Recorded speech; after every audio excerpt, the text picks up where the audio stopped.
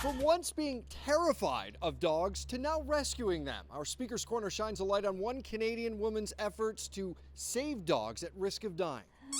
It may not appear that way now, but not long ago, Amita Seth was never a fan of pet dogs. I was born and raised in India. I was like in grade 4 or 5, a stray dog bit me. And since then, I kept my distance. But then, after pressure from her daughter, the family adopted Snowy. I did not touch this little fur ball of 6 weeks for 10 days. I was scared of him. Gradually, this bundle of joy, I started seeing how he brought family together. He made us so happy every time we'd come home. And it was Snowy on her mind after a visit home to Amritsar, India in Punjab. This is a city I'm talking about which has over 50,000 strays. Back in 2019. We went for a walk and I saw 3 dogs dying in front of me in that short walk.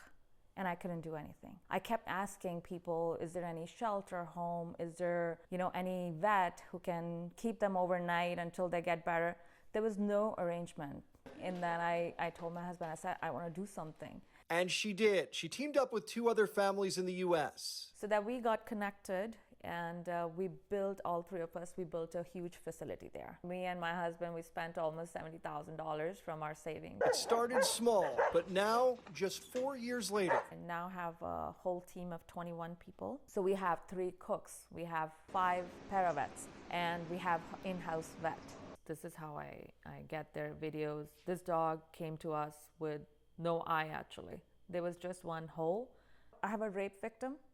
6-month-old dog was sexually assaulted by a 60-year-old man. Her shelter, called Positive Sanctuary, has around-the-clock care. Dispatch teams rescue dogs reported to a hotline. There's even a physiotherapist on staff. And that's why so many paralyzed dogs, they started walking, actually. Seth now relies on donations and manages things from her home in Toronto. With the time difference, it isn't easy. I feel if a dog is dying and needs my attention, that's a priority.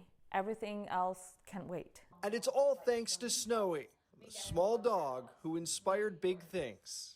I just always call him my co-founder of Positive Sanctuary. And Seth has no plans of slowing down. She has big plans to expand, building the shelter out another acre to house 500 more dogs. If you'd like more information on Positive Sanctuary, head to this story on citynews.ca. Pat Taney, City News.